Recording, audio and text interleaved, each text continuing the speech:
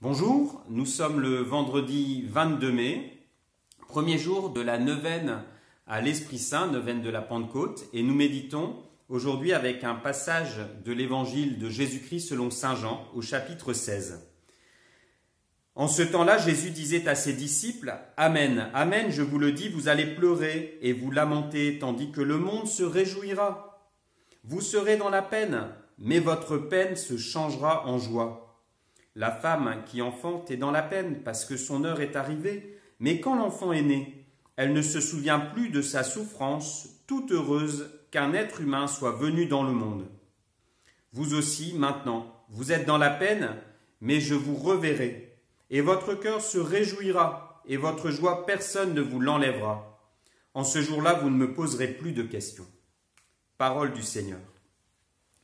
Ce passage de l'Évangile nous parle de la joie, de deux sortes de joie. Il y a la joie d'abord du monde, qui est une joie immédiate. Maintenant, le monde se réjouit. Et nous sommes dans la peine, enfants de lumière. Eh bien, nous avons d'abord cette tristesse. Là, pour les apôtres, c'est le passage par la passion du Christ, par sa mort sur la croix. Mais la vie chrétienne, elle est dans cette joie qui grandit. Les disciples entreront progressivement dans cette joie, plus grande, plus forte, que personne ne pourra leur ravir.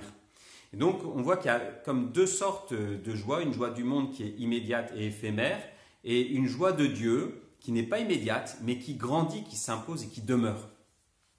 Dans le Talmud, il y a une phrase qui dit « L'Esprit de Dieu est répandu sur les cœurs joyeux ». Alors, c'est une première dimension de la joie que je voulais voir avec vous aujourd'hui. C'est le fait que la joie, c'est quand même une attitude du cœur. C'est quelque chose qu'on peut choisir. On peut disposer nos cœurs à la joie dans une attitude de réjouissance non pas consumériste, puisque ça c'est la définition de la joie du monde, de prendre pour soi, de consommer, satisfaire ses désirs. Eh bien, la joie de Dieu, c'est plutôt se réjouir de ce qui existe. Je me réjouis de mon existence, de ma vie, je me réjouis de la création, je me réjouis des autres, de vous qui êtes là aujourd'hui. Et donc, il y a cette attitude de joie qui est une attitude du cœur qui peut se choisir. Et ensuite, la joie, elle est un don. Elle est un don que Dieu nous fait. Donc, j'ai décidé de disposer mon cœur à la joie et je suis surpris par ce don qui est plus grand que ce que j'attendais de Dieu. Alors, celui qui est le plus heureux de tous les êtres, c'est Jésus, qui a tout donné, qui a donné sa vie sur la croix et qui a tout reçu, qui est dans la vie divine et qui possède tout dans cette éternité de Dieu. Et Jésus se réjouit. Il se réjouit de cette vie divine, il se réjouit de la création, il se réjouit de chacun de nous. Jésus, il est dans cette joie de la relation et pas de la possession. Et donc pour nous aussi, quand on va progressivement découvrir la joie de la vie chrétienne, on va entrer dans cette relation à Jésus, on va entrer dans cette joie du don et de la relation. Demandons cette grâce pour nous, en priant l'Esprit Saint, de pouvoir accueillir vraiment cette joie, à la fois comme un choix du cœur et comme un don que Dieu nous fait, don de pouvoir nous réjouir aussi de lui et de tous ceux qui nous entourent. Alors, ensemble, eh bien, nous pouvons prendre cette prière pour la neuvaine de la Pentecôte qui est proposée dans la paroisse.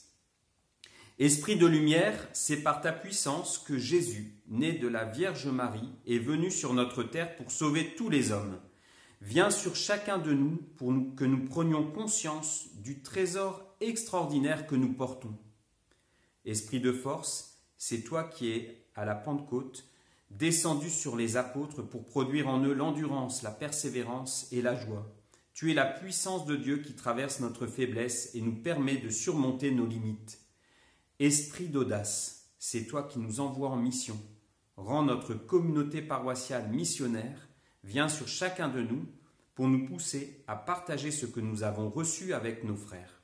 Inspire-nous des paroles et des actes qui témoignent vraiment du Christ ressuscité. Amen. Je vous souhaite une très belle journée.